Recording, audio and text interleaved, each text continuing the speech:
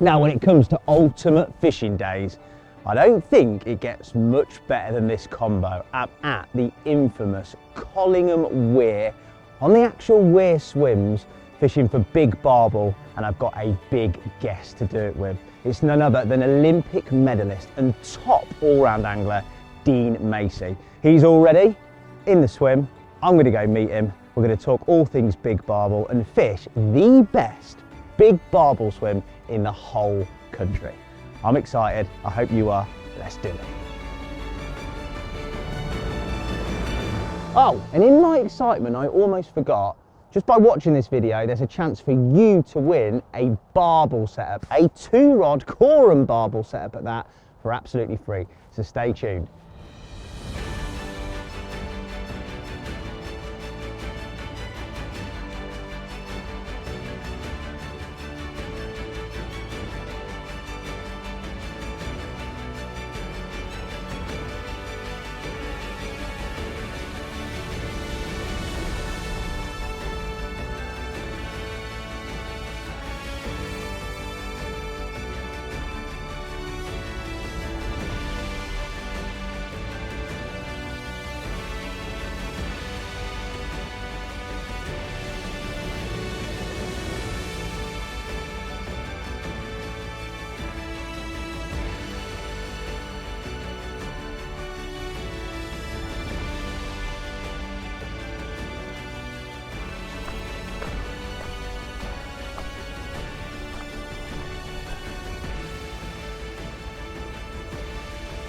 Dean Macey. Yeah. I've had some days, mate, and some experiences filming, but the best swim in the country, I've walked in and you're already playing one. Mate, 2 minutes ago I told you a story about lobbing rods out and within 5 minutes it's gone off. And those conditions on that particular day were epic, and these are far from ideal conditions, but it's gone exactly how that story went. But oh, mate, it looks a good fish as well. yeah, don't feel bad.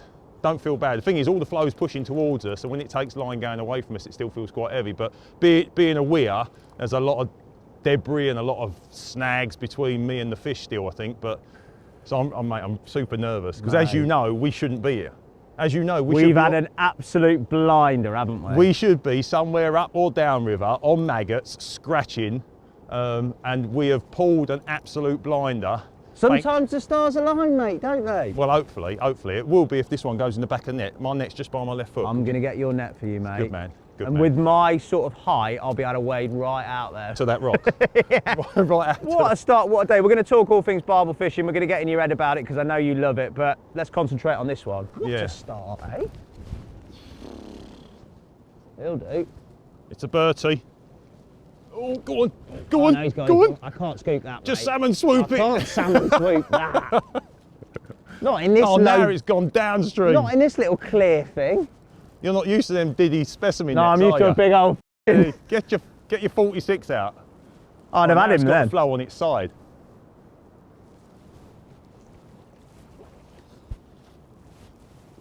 That's a solid fish, mate. Yeah, it's a nice fish. For the first one. Go on, go on. Go on, boy! Yeah. What a start, boy. Well done, Dino. That's the biggest barbel I think I've ever seen in the flesh. I've been filming on the river for the last 2 days, and I've been scratching on maggots for one double, and that's all day long a double, I think. Mate, I've never caught a double. Never seen, I have seen a double. I've seen a 13-pounder before on the Trent, but I'm so happy, mate. I'm so happy. You're a legend, mate, aren't you? I'm so happy. Pressure off. What's that? 11.6. 11.6. 11.6. Told you I was close, wasn't I? Dino. That'll do, won't it? You couldn't ask for a better start, a better swim, and a better person to be with. To be fair, this is common, well, not commonplace, but this is a solid fish for anywhere on the River Trent, but this is probably the best swim in conditions like this. You wouldn't want to be anywhere else, would you? No, it is a great swim. 5 minutes in, 11.6 £6. And there's definitely more fish out there. Whether we nick them today or not, I don't know, but... That's brilliant though, mate. What a touch. A double. I've never caught a double, so a double will be an absolute result. That's got to be a target for the day then, isn't it? But mate, I know you have, and we're going to talk about your barbelling history, but that's a great start. Let's slip it back, eh? Yeah, absolutely. Hopefully, nick another one. Yes, oh, done, mate. Cheers, buddy. Good netting. Yeah. Second time. Yeah. Dean, what a cracking day. It's beautiful, isn't it? It's almost too beautiful because I'm having to shield my eyes. I'm going to have to get my specs in a minute. It's horrendous for fishing, but it is a beautiful place to be sat on a beach looking at what is probably the most famous and the best barbel swim in the country, probably for the last decade. What a privilege just to be here, isn't it? Yeah, really? we are very fortunate, very yeah. fortunate, because we was going elsewhere, and then a phone call yesterday meant that we came here, which is one of the reasons why we haven't got pods and everything, and we spent half an hour this morning trying to wangle our bank sticks in. But you sort of covered it together, but when you get a chance on here, you do. Shout out to Kev Knight, thank you very much, 100%. mate. You're an absolute star for letting us on. Yeah. You're fishing on here, Barbel. Talk to me about that in general. Obviously, you're an all-rounder. Yep.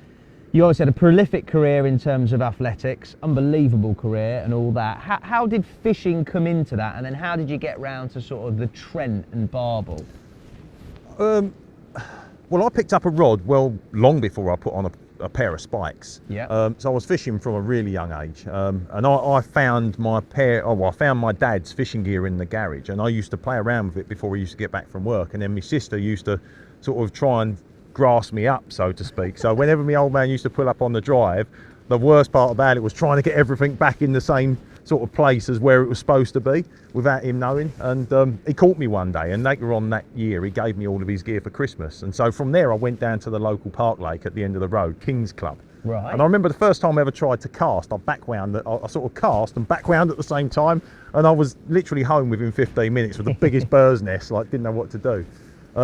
And I learned really from looking at because I wasn't a particularly intelligent kid, and back then, like not being able to read was quite common, but never picked up.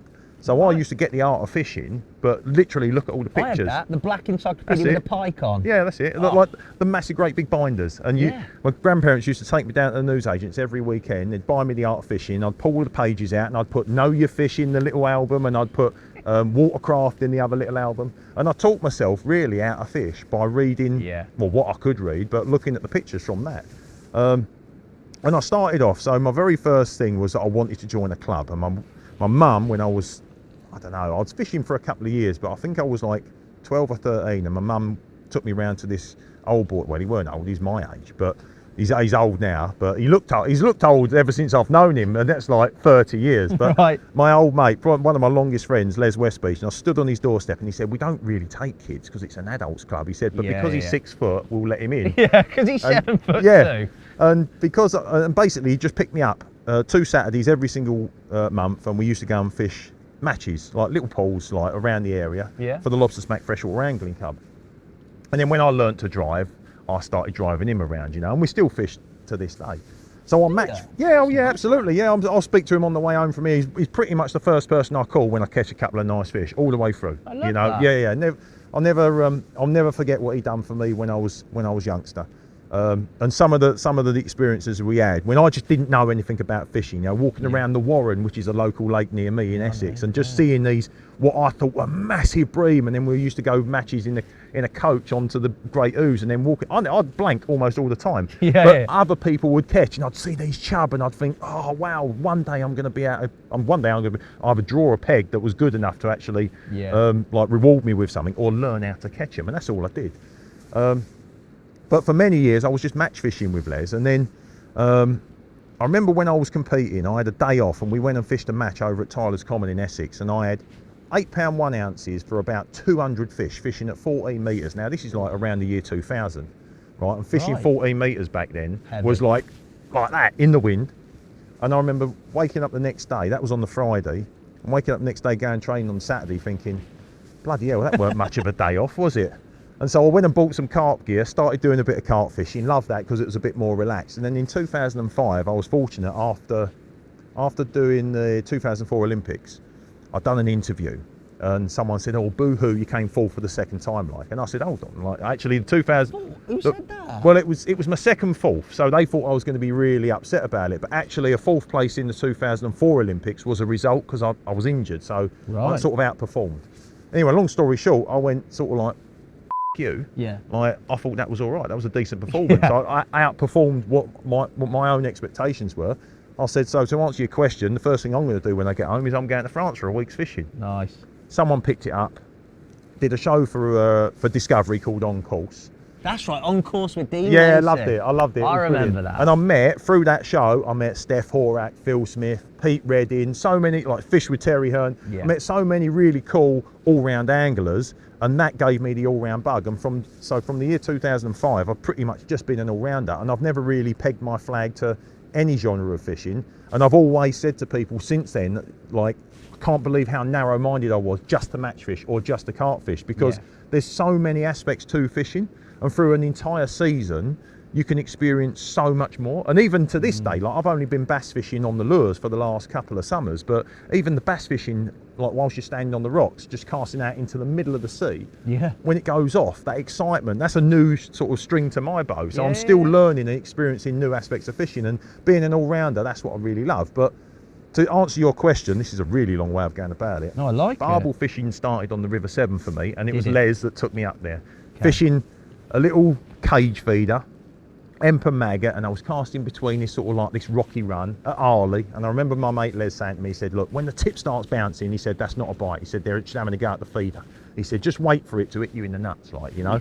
And I sat there and my tip was doing this, it wouldn't stop, and then all of a sudden the butt come up and caught me in the leg, and I was into my first barbel, which was about 5, 6, maybe 7 pounds. I think I had 6 or 7 fish that day, up to about 7 pounds. And I was hooked. Like the running water, the stunning scenery, beautiful hard fighting fish. And me and Les used to fish June the 16th, 17th and 18th on the River Wye, the Severn, and we used to travel all the way around the country all the time barbel fishing. And me and Les have taken some photographs of some epic fish between us. You know? Clearly I've been fishing with other people as well, but we've been really lucky to catch some monsters from the Kennet, the Lee, the Hughes, the Wye as well. But doubles from the Wye is a monster, right? And then it was only recently, and by recently I mean like maybe the last 4 odd years, I've started basically heading up to the Trent for a couple of reasons. And I think mainly because the smaller rivers that hold the outsized fish, you know, the 16, 17, 18 and even 19 pounders. I spent a lot of time on the River Lee hunting those, and I was relatively successful over a course of maybe 7 or 8, maybe 10 years.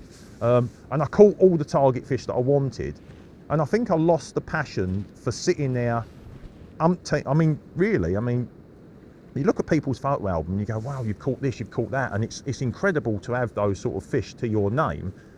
But the volume of blanks, the volume of hard work that goes into it does take its toll. It's one bite fishing for those fish, isn't Often it? it's one bite every 10 trips, you know, and that's quite successful. And the thing is, for me, it was always a 100-mile round trip for these sort of 3-hour spells. It's a 3-hour window from 5 till 8 o'clock. Kick-off time was 8 o'clock. You ain't getting a bite before dark, although sometimes you were lucky that you did. But and I sort of just really lost the bug for sitting there and sort of fishing the circuit. You know, because swim history is always a big thing on them small rivers, and I've always got the impression that if someone's caught a fish from there the night before, you're not catching. If someone's put bait in there the night before, you're probably not catching, because you're not fishing for shoals of fish, you're fishing for individuals. And I love coming up here and feeling like you've got a real good chance. And it's a 360-mile round trip for me, but as long as I've got a mate in the car, we leave at 5 o'clock, we get up here, start fishing 7:30, 8 o'clock, you know, and we get home quite late, and it's a big long round trip, but often you come up here and you can get 4 or 5, if you fish it right, you know, these are pretty poor conditions, mind you, but if you time it right and you fish it right, you can get 4, 5, 6 bites in a day, and the average stamp of fish is brilliant.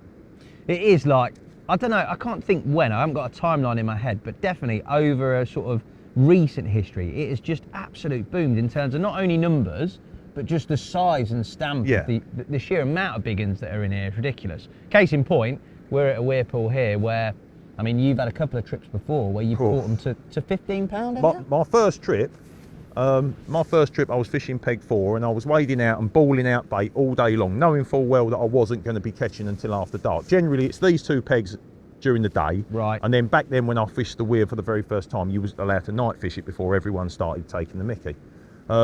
And so as soon as the sun went down, I was on here with Spug and a couple of other mates, and my first 3 bites are 14 pounders. It's mad. And I was like, welcome to Collingham. And every time I've been back to the weir, which is, aside from today, I've only fished it 3 times, and it is a right treat, and you couldn't do it all the time because it'd ruin your fishing. Yeah, of course it would. But every time I've been back, I've seen big fish. Yeah. You know, I've either had them in the bottom of my net or seen them in the bottom of other people's nets. But it is, I mean, it's right now it's scratching time, you know. I've been on the river the last 2 days for a quorum shoot. Yeah, you've been further up, haven't you? Yeah, been really scratching. And luckily enough, we've nicked fish every day. And you say about the average size of fish on the Trent, just to give you an idea, that fish there was so this is my 5th day on the Trent this season. And I don't really start fishing it until October. Yeah. And that's my 19th fish. Wow. But that's only my 3rd double. Right. So, as opposed to the smaller rivers down south that are doing the same top end size fish as these, 16s, 17s and 18s, the smaller rivers down south that I've been fishing have got absolutely very little small fish coming through. Just, and the outlook, and I don't mean to be all doom and gloom, but the outlook for me in the future is pretty grim. Whereas the Trent, you're still getting those 5, 6, 7 pounders come through, you know, and if you fish the weir all the time, you could be mistaken for thinking every other fish is a double. And most other stretches, I think if you said 1 in 5's a double is a fair average. Still. Oh, absolutely mega, mate. I'm happy fishing for 10 pounders, you know, as much as I've been lucky in the past to catch some, you know, outsized barbel. What's your PB? Is it not from here then? No, it's not from here. PB's from the River Lee, 17 pound 8 ounces. Wow. Yeah, I've been really lucky. I mean, I've done my time, you know. Yeah, of course. And I've done me blanks and I've earned me stripes. But yeah, I think the most successful, I spoke about this before on another sort of podcast, like my most successful, and this is quite a good little story when you bang your head against a brick wall. I've got a mate of mine that we always used to call Pete the Meat down on the River Lee. And I'm still, even though we don't fish together now, I'm still in contact with him, and he's a lovely old boy. But every time the fishing was good on the River Lee at Fisher's Green, we'd both catch. We knew where we was going, we knew where they lived, like, and I was always a bit finesse, you know. I'd like fish small baits, couple of bait droppers of bait, you know, give it an hour and then lay your rig in, and just on dark it'd go around. And every time I caught, I'd go back to my car and I'd find a little piece of paper like underneath my windscreen wiper, and it'd be Pete, and he'd go, you know where I am, I need a picture. And where I'd catch like a 6 or a 7 or maybe a double, I'd go into his swim and he's got like a 12 or 13 or a 14. And this is back in the days when there was a volume of doubles, you know, it was good for bites. And in the end, I'd be like, and he always say to me, he goes, get on the meat, Dino, get on the meat. And I'd seen his rigs, he's like got a 1 ounce piece of, like 1 ounce lead and a 4 ounce lump of meat. And I've seen it, when it goes out, it goes like that. And I'm like, Pete, I'm too proud to cuss that out. Anyway, I got down the river one day and it was raging. And I thought to myself, it, I'm going to do it. And I put Pete the Meat's rig on, right? And I was in a really nice area, like a good flood, like sort of real shallow, like you wouldn't fish it when it was summer, but with about 4 foot of water on a small river, mate, they're always in the edge. And I've chucked out a size 2 right the way through this meat, just turned it, buried it. Big old lump of meat like a golf ball, right? Yeah. Flicked it out and it's gone like this. I've tried to stop it and straighten the rig out and it's gone in. I've shook my head and I've thought to myself, what are you doing, Dino? And I had a 14-14, right? And my next 7 fish after that were all 14 pound plus. Now, not that I was that good or anything, but I just think that big bait at that time just produced bigger fish. And it was absolutely mad. And that was sort of like the heyday of like the River Lee and the River Kennet and the Ouse. And being there and looking back at it through rose tinted glasses, I've seen it do this. And yes, there's 18 pounders in there now, but there's only a couple. Ad hoc, exactly. And the Trent's done that by seemingly. If you're coming for a barbel or a big one like this on a day, you've got one place to go. It would be this swim in this river system, wouldn't it? Yeah, and I kind of like the fishing as well. Oh, It's a bit agricultural. Yeah. Big leads, big rods, tips up in the air, you know. I mean, especially chucking up into the weir. I'm re-chucking the 6 ounce lead. I'm stopping it and trying to get it to go in nice and neat, but I ain't worried about the disturbance. No. A bit further downstream I would be. Of course you would. But it's quite cool fishing. And when the tip goes over, it's not the panic like on the small rivers where you got to stop it. You know, yes, there's snags out there, but generally you can keep your tip up. You can enjoy the fight. You know, so. Mate, it's an incredible river. It's an incredible species. I can see everybody loves a barbel, but I can see like why you do it and why you've spent hours chasing big uns on different rivers as well, mate. Yeah. I'm privileged to have seen that 11 pounder, and let's hope that over the course of this, you help yourself to a few more. I nick one, and I'm sure whatever happens, we'll have a lovely time because it is a beautiful day on a beautiful swim on a beautiful river. Well, this is the thing. Anywhere else on a day like this, unless you're getting bites, you don't know whether you're on them. We're on them. We're definitely on them. We're just not at the moment getting bites. But high pressure, bright sunshine, really low, clear river. How many do you think are out there, mate? It wouldn't surprise me if there was 100. I just dribbled when you asked me. Exactly. It wouldn't surprise me if there was 100 barbels sat out there. It wouldn't. They're there, aren't they? My best trip here, between me and 2 pals, we had 24 hours and 60 plus fish. Jeez. And now, there may have been some repeat catches. Certainly wouldn't have been, I mean, I was down there, but, you know, whether it's the same river or whether it's the same weir pool as it was, that was probably 3 or 4 years ago now. I don't know. Well, mate, we've not been fishing long. You've had an 11-pounder. Either way, that is a result. Yeah. Massive result. I'm looking forward to what the rest of the day's got in store. We're going to talk tactics, baits, rig choices, all that in due course. But for now, I'm going to finish this brew, watch my tips, and maybe have a recast in a minute. I think. Yeah, I think it's worth having a rechuck every half hour.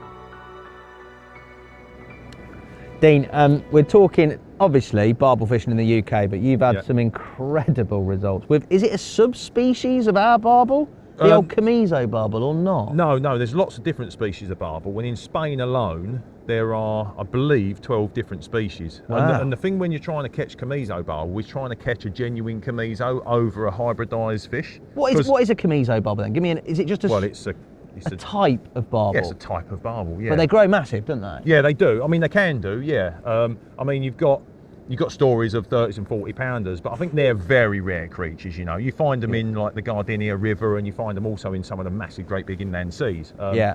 But I was lucky enough, through a friend of mine, Paul Austin, to sort of stumble across a very, I couldn't even tell you the name of it, I don't know it, but a very unknown, unfished, sort of like 9-mile long flooded valley up in the mountains of Spain.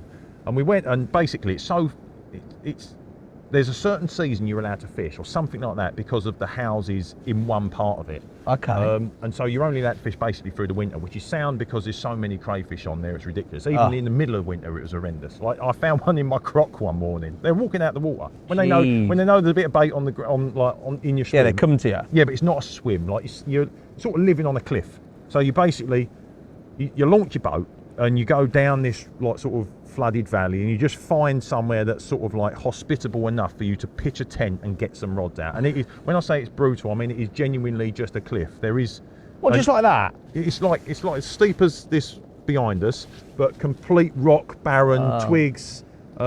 We always used, every morning we had a poo with a view. It was stunning. Nice. But dead opposite you was a vertical cliff where there was just vultures, storks and herons all just like sort of nesting and stuff. And the only thing I saw, and we did 2 weeks there in total, but the only thing I saw other than the birds was a couple of massive wild boar just sort of swim like past us. They'd sort of clocked us in the sort of like, got them little paths. Yeah. They clocked us and then just jumped into the sort of like flooded valley, and they'd just swum past. Some of these things had heads like your bucket there.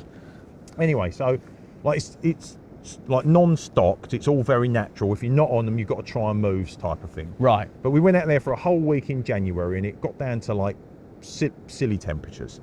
And we heard fish, but we never caught them. And on the very last night, I remember finding, on the very last day, I remember finding this ledge. And because there's black bass in there, and I knew that all of the bites were going to be like, generally the barb will get caught at night. Do they? Yeah, this was what our info told us. Yeah. So through the day, I was like, well, look, we've got enough time. I'm just going to take the boat out and I'm just going to go over and sort of do a little bit of vertical jigging, see if I can get some big bass or a couple of zander or something. Classic all-rounder, yeah. Yeah, Nice. yeah, just waste a bit of day. Yeah. Anyway, I was over on the far side and I'd pulled myself into this big cliff that we were sort of fishing up to, and the cliff basically finished at the water's edge and it went down to 10 metres deep, and that was the old riverbed, and then it sort of come up to about 8 metres and then it was just barren. Yeah. And we, like I said, we'd heard the barbel at night, but we just couldn't get bites. No carp in there or anything else, though, definitely barbel. No, there's the odd carp, Right. but very few and far between, Okay. and no one really fishes it. So anyway, I'm pulling myself against the wall trying to do some bit of vertical jigging for this bass, and I've noticed on the echo sounder that there's this little ledge at 5 metres, and it's 18 inches wide, and I've pulled myself up and down this cliff, and it's about 30 metres long. Now, this ledge is like 300 metres from where we've had to make base camp, but it's around where we've heard these fish show. Right. Anyway, I noticed it, and I didn't fish it on that very last night, and we fished the old riverbed, which is what we got told where we need to fish. Yeah. Everyone's just getting, well, I say everyone, me and my mate, we're just getting crayfished out left, right and centre. On that first trip we blanked. Heard fish but blanked. Then we decided to go back the following year in November, which was a bit of a ballsy move because it's trying to get round the crayfish is the biggest problem. So we're like triple wrapping our baits and all that stuff. And anyway, I've gone straight out on the first night on this little ledge that I found, thinking about what we've heard. We've heard the fish, we know they're in there, they're probably, because they're quite predatory, they're probably smashing the crayfish, and all the way up this far bank there's like these little crayfish holes, and I'm thinking, mate, they're up in the water. So I've dropped one. First night I've dropped 5-ounce lead on this ledge, and I've boated it right back ever so gentle, right, and I've put my rods up there, and where we'd been there for a whole week and not had a single bite, that very first night the buzzer started going beep, beep, beep, beep, beep, beep, beep, like that. Me and my mate sat up like that, and we looked at each other and we were like, that's a fish, it's a fish. And where we've sort of made base camp, you've got to know your path down the cliffs, round the rocks, through the trees, to where you fasten your rod downs on that rock, and then his rod's are down here fastened there. Anyway, and so I've wandered my way down, I've lifted into it, wound up a couple of bits of slack, right, and I'm like, mate, I'm in. Fuck, I'm in. Let's get the boat out. Anyway, jumped down into the boat, engine's not working for some reason, but between where I've put my rods, which is a long way down the sort of ravine, and where we are, there's this humongous dead tree that sort of pokes out. So we've got to get that side of the tree before the fish comes towards us. Anyway, I said, forget it, just row. So I said, Paul, just row. And he's gone, I'm rowing. I said, no, Paul, we're not moving. I said, just row. And he said, I'm rowing. And I've turned my head torch on, and where the valley was, it was dammed, and there was some sort of I don't know what it was, there was something at the end where they could control the levels. Right. They dropped it a metre overnight without us knowing, and he's trying to row like that, and we're out the water. He's on the land. We've beached ourselves, well, unbeknown to us. The water's gone down, and the dinghy is beached, and he's trying to row like this, and I'm trying to play this fish. So anyway, we get out to over the top of the fish, and we're a bunch of idiots in the boat, to be fair, because we're both panicking. Yeah. And he spun the boat round the wrong way, and I've got the rod hooped over the top of my shoulder like this, backwards. Right? And I've turned over like this, and I've seen this thing that's like 1.5 meters long, laying on the surface, and I've gone, fucking hell, Paul, get it in the net, and he's scooped it up. We've got back, and we've seen this 20-pound plus chamizo laying in the net, and it was an incredible moment, one of the best fishing moments in one of the most isolated, incredible locations I've ever fished. And that one ledge was the only ledge that done us bites for the entire trip. And that night, I think I put the rig back out, had 4 fish that night. Which is, like for the guy that, so basically the guy that was telling us about the ravine, he took us out on the boat, gave us our sort of tender so we could put our rigs out and all that stuff. And every couple of days just bought us a brand new freezer box full of food. So just left us to it. Fair play. Nice. And so 4 in a night is unheard of almost. Yeah. But you'd never know it if you didn't accidentally find this little shelf at 5 metres, half depth. Good job, you went bass fishing, mate. Well, exactly that. It's all fortune, isn't it? It's right place, right time. That's what it was. And I think I had 7. I think my mate Paul had 4 or 5 fish that trip.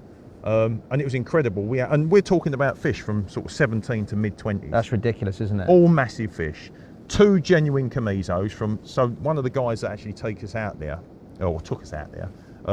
he does a lot of work with the Spanish fishery board, and he loves his barbel fishing. So he identified the fact that out of my sort of 7 or 9 fish, I can't remember how many I had quite a few, There was 2 genuine and the rest of them were hybridised. What, do you have them on boilies and pellets and stuff? Like normal barbels? I had all of mine on wrap boilies, yes, but I was Right. feeding absolutely everything. I was feeding boilie, I was feeding pellet, I was feeding...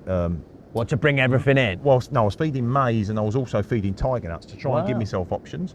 I was feeding the boilie and the pellet, clearly, because they're predatory and I felt like that would give me the best chance. But I was Yeah. also feeding tiger nuts and maize because I wanted to wean them onto something particle-like if the crayfish were Craze. that bad and Yeah. I had to stick like 3 tigers on or something. Yeah, I managed to sort of get away from it. But, mate, incredible experience. And, you know, fishing, I mean, athletics took me all over the world. Yeah. But I didn't really get to see much because I sort of I flew in, did me holding camp, got myself ready for a couple of weeks, competed, either did well or didn't, and then came home because the first thing I wanted to do was just come home after competing because you're knackered. Yeah. When you're in Sydney doing whatever, the last thing you want to do after a decathlon is go and walk around the Sydney like opera house. Of course. Do you know what I mean? Of course. I've always said the hardest day in the decathlon is the 3rd day because that's when rigor mortis starts to set in. You know, like you think, oh, I don't know why you pick. One event's hard enough, mate, but like all them lumbered together, mate, it just looks the most punishing of Olympic events. But that's it's- another matter. It's similar to the fishing. Yeah, yeah, You never get bored. yeah, I bet. But fishing's done similar. Fishing's took me to some really cool places in the world. And with fishing, other than track and field, I have been able to experience some wonderful nature and like so many sunrises and sunsets that Yeah. the general public would never even know about, you know. Mate, you are fortunate as an angler, aren't you, Yeah, mate? yeah, you But are. that sounds incredible, mate. Camiso Barbel, I'm going to stick it on the list, mate. Hopefully, a Trent Barbel as well in a few minutes if something happens. But, mate, that sounds, yeah, pretty magical, mate. Right then, let's talk about bait for the River Trent, or any big river for that matter. And quite frankly, this is one of them subjects, just like rigs, where it's your preference. So all I'm going to do is tell you my preference. As a general rule of thumb, for the last couple of years when I've been using it and testing it, the Big River Barbel mix from Mainline has been my go-to ground bait mix. I've got a big bucket of it mixed up here. I'm fishing 1 rod on a single hook bait here, and I'm fishing 1 rod in a feeder. I'm not entirely sure what they want. This weir gets an awful lot of pressure, so sometimes they can shy away from the feeder. The most important thing for me is the size of the freebies that you put in there, because certainly if you're looking to get bites during the day, I think small baits are a massive advantage. And so as a general rule of thumb, in the ground bait, I mix up the spod and PVA pellet, which is sort of 2 to 4 mil, and then I just add 4 and 6 mil with the halibut pellets, which I normally just glug up in a little bit of the matching glug. And then all I do is I cram up everything sort of pellet or fish base, some of the 10 millers. I will put a couple of whole 10 millers in there, but as a general rule of thumb, I'm cramming everything up into really small pieces, making it as sticky and as meaty and as fishy and as pellety as possible. And that is the finished article. Loads of little bits, loads of smell, not a lot that's going to fill them up, particularly on days like this when they're not going to be eating too much, but something that's going to pull them into the swim and line them up for your hook bait, which incidentally is nice and small as well. Now, if you would like to win yourself a set of 2 12-foot Trilogy Corum rods and matching Corum Zelos distance reels, all you need to do is like this video, subscribe to the Capital Angling YouTube channel, and in the comments, answer this question. What is your PB Barbel and where did you catch it from? We'll pick a winner at random and send you out this bundle of goodies. Good luck.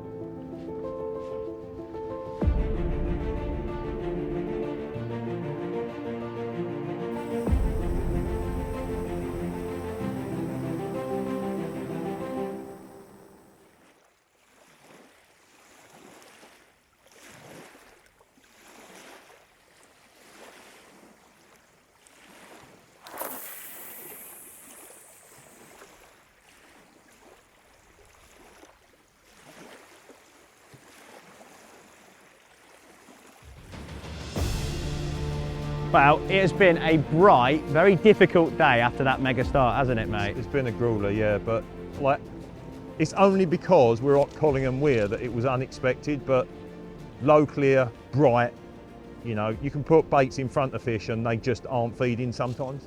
But the light's literally just started to fade behind those trees and you've had a bite, not out the blue, it's No. like it's very much expected on a venue like this, at this time of day, isn't it? Well, you'd think so. A little bag I put on that one, maybe that was the difference, but hopefully with a bit of luck. Drop her down. There you go. Yeah! There you go. Well done, sir. Dino, well done, you're a sir. legend. Well done. I'll take that all Yeah. day Well, long. on tough days, mate, don't matter how big they are, you That's just a get bite. a bite's a bite, innit? You do not want to come to the best barbel swim in the country and go home with a blank. You haven't. You haven't. You haven't. We'll take it, mate. You've caught a gudgeon. He'll do. He'll do. No, he'll do. He'll definitely do. Well done. That's a relief. But there's isn't it? more. This is the prime time, isn't it? We're coming into it now. We've got maybe 90 minutes, mate. So we've definitely got to be pronto because there's double figure fish out there with your name Yeah, on. let's get him sorted and let's Let go. him rest there. He's heads upstream. Yes, it's all kicking off. Roll on it. It's gone solid. It's gone solid.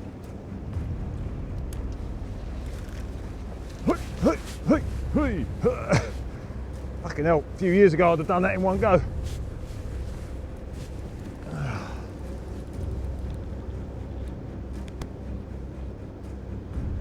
That has gone absolutely rock solid. Oh, it's out. Oh, it kicked. Yes, yes, keep it moving. Go on, boy. Oh, fucking hell, my heart's in my mouth. Well, you might Fucking see, hell. Dean, at the top there, it is barbel o'clock. We've had nothing through the middle of the day. I've had a bite, and now Dean has got a bite literally at the same time.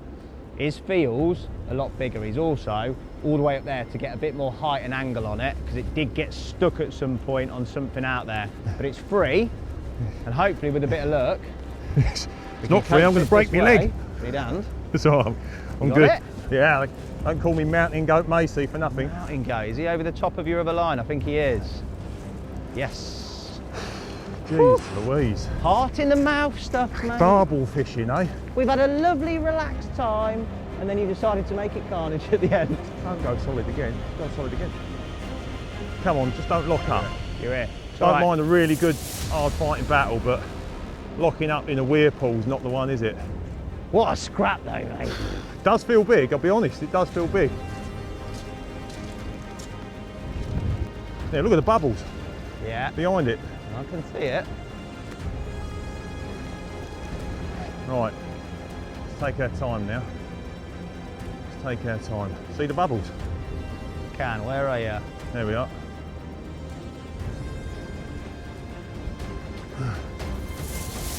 Yes, mate, that's a belter. Is it a belter? Yeah, I don't know. it's a It's just- lovely, lovely barbel. after all of that, mate. it don't matter how much, just give me an heart attack. Mate, it's the biggest one of the day. Cool, cool. Felt What are you massive. saying, 12? Felt big. More? Don't know, no, I don't know. Fat. Yeah, 12-ish, but what a fight. Dirty fighter as well, that's That what was it is, it's quality. dirty fighter. Get it back out here, mate. I'll Flipping get him a- heck. Grab that pole, I'll get him an hook to Oh, get it it back sounds, out, yeah. mate. Catch a 20. Right, well, I've just had the second fish of the day, and flukily enough, it's another good one. But before I get this rod straight back out, let me talk you through what I'm using. Now, as a general rule of thumb, I use this all over the river, and the only difference fishing this weir pool is that I'm not using excessively long hook lengths. On the Trent, generally, you want to be fishing 4, maybe even 5 foot hook lengths, because often they'll shy away from the feeder. Bream and the chub will come to the feeder, but the barb will often sit back. Here, however, because it's quite snaggy, I don't want a 4 or 5 foot hook length trailing behind a heavy feeder or a heavy leg, particularly when I'm playing a fishing, because there's lots of boulders out there. So all we got, 12-pound barbel line, down to one of the Corum quick change leg clips. Super cool, these, with the little quick change swivel in there and the tiny little tail rubber. Everything's super neat and tidy, and I've got that clipped in there, so if the feeder does get caught, it can snap off and I'm still connected to the fish. 4 or 5 ounce river feeder. I've got 5s with me today and I'm fishing 5s, but I think actually if you fished a little bit shorter in this swim, you get away with 4s. But if I'm honest, if you're fishing a feeder on the river, make sure it's not bouncing around. Not because it's going to be super snaggy, it is in here, but mainly because you don't want to be spreading your feed all over the place. You want it to be nailed on the deck so that bait is on the dinner plate every single time.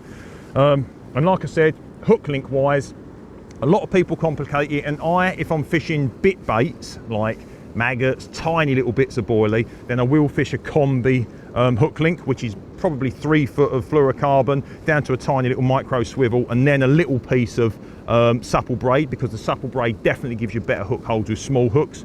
But here on the weir, I'm fishing a size 8 all-rounder hook, and to that I'm putting some 032 fluorocarbon, which is about 12 pound straight through, and it's a relatively, I mean, it's probably a bait of about 12 mil, which is a reasonable size bait, but it's quite boily water out there. And if I'm honest, I don't think scaling right the way down in the weir pool is as necessary as it is on the river, on the rest of the river in these sorts of conditions. So that's it, really. I think it's keep it simple, stupid, but keep it strong, Sydney. It doesn't even work, does it? But you know what I'm saying. Well, I've just had this one, which is probably 6 or 7 pounds. Nowhere near as big as that 11 pounder Dino had. But I'm chuffed. So I've come here, it's a good swim. Conditions haven't been great, but I've managed to catch one, which is happy days. And we've still got a little bit of time left. However, Dino's had another one, and it's certainly bigger than this. So I'm going to slip this one back, take a look at Dino's.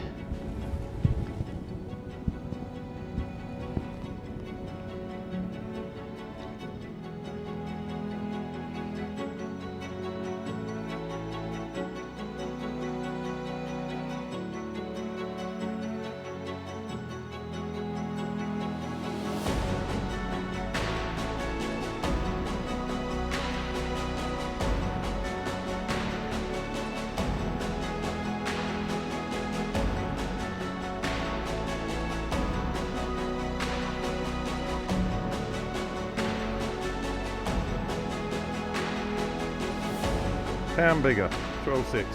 Well, I told you it's a 12 pounder. He saved the best till last. A 12 pounder on a difficult day. Yeah, really difficult day to be fair. But did it even? Oh, Oh, you're in. Like just bounced. Is it in? Yeah, left hand right. It's in. Go on, mate. You on? Go on, go on, go on. Oh, it's in. It is in. You're in. Well, it's taking line. Oh, it's a classic Kincorum, Collingham Weir battle. I'm already locked up. Look, it's gone solid. Where are you? I'm not over you, am I? You're not over me. I don't know where. No, I think I'm left of you. So just whiz her in. Sure? Yeah, whiz her straight in, mate. Yeah.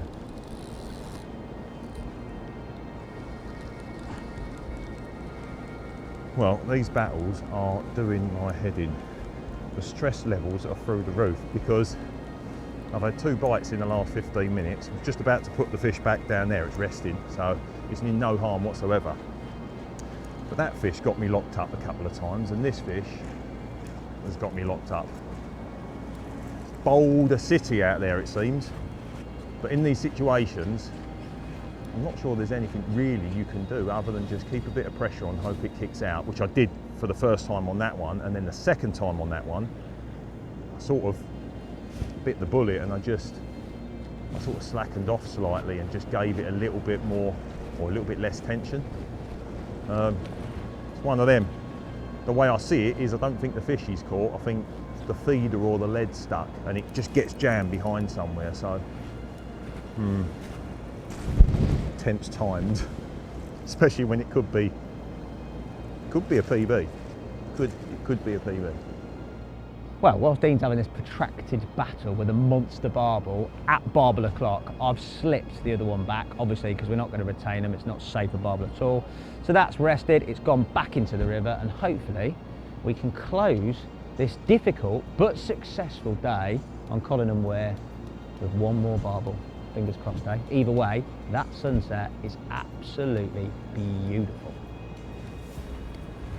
Well, ladies and gents, that's been brutal if I'm honest. It's I don't know if it's a big fish or not. It does feel like it's got a bit of weight to it, but it's had me locked up for quite some time. And have I picked your rod up, Hassan? No, you sound. No, sound. And like the stress levels. I mean, I put my hat on because I was cold and I'm dripping. I've got a proper, like, 50-year-old moustache on the top lip now, sweaty one. But yeah, I mean, I don't know how the gear's held.